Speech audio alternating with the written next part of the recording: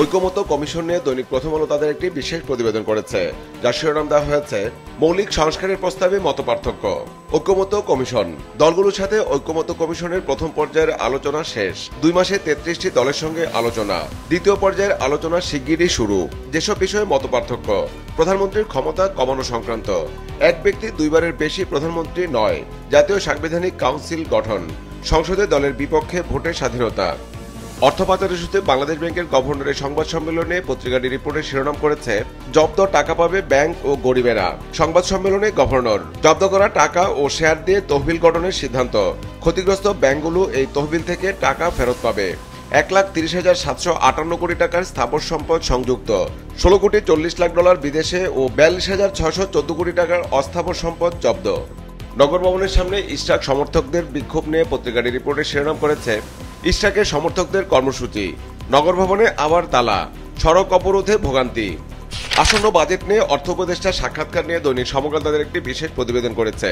তার শিরোনাম দেওয়া হয়েছে কোনোভাবেই কালো টাকা সাদা করার সুযোগ দেওয়া হবে না, আসছে বাজেট। ডক্টর সালেউদ্দিন আহমেদ জনগণ যে কর দেয় তার একটি অংশ সরকারি কোষাগারে জমা হয় না, আদায়কারী কর্মকর্তাদের পকেটে চলে যায়। নগর ভবনের সামনে ইশরাক সমর্থকদের বিক্ষোভ নিয়ে পত্রিকাটি রিপোর্টের শিরোনাম করেছে নগর ভবনে তালা ঝুলিয়ে উপদেষ্টার কুশপুত্তলিকা দাহ, প্রসঙ্গ ইশরাকের শপথ, দাবি আদায় না হওয়া পর্যন্ত আন্দোলনের হুমকি। একই ইস্যুতে স্থানীয় সরকার উপদেষ্টার ফেসবুকে দেয়া বক্তব্য নিয়ে পত্রিকাটি রিপোর্টের শিরোনাম করেছে উপদেষ্টা আসিফ বললেন গায়ের জোরে নগর ভবন বন্ধ করে আন্দোলন হচ্ছে।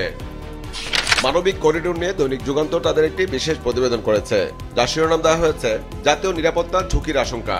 মানবিক করিডোরের নামে কি হচ্ছে? মিয়ানমার কিংবা আরাকান আর্মি কেউই মানবিক সাহায্য চায়নি। জাতিসংঘের আহ্বানে সাড়া দিয়ে দেশে দেশে যে করিডোর দেওয়া হয়েছে সেগুলোর পরিণতি হয়েছে ভয়াবহ।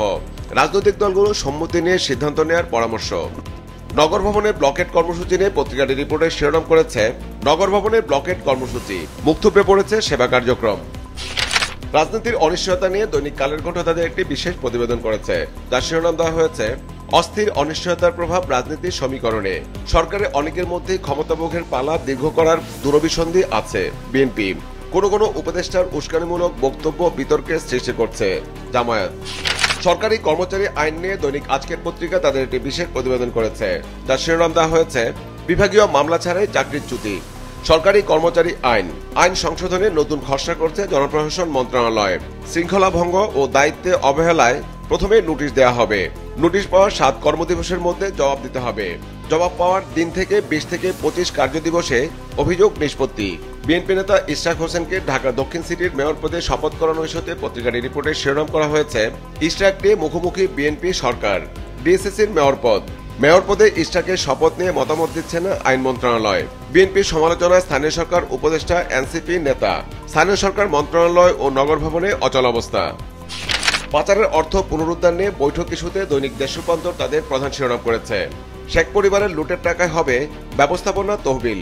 পাচারের অর্থ পুনরুদ্ধার নিয়ে বৈঠক। ব্যাংক ক্ষতিপূরণ ও জনহিতকরণ কাজে ব্যবহারের জন্য 2 ধরনের ফান্ড গঠনের পরিকল্পনা রয়েছে।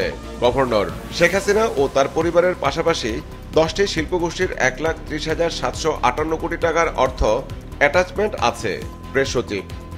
দুর্নীতি দমন কমিশনের অভিযান নিয়ে দৈনিক কালবেলা তাদের একটি বিশেষ প্রতিবেদন করেছে, যার শিরোনাম দেওয়া হয়েছে দুর্নীতির গন্ধ পেলে দুদক অ্যাকশনে।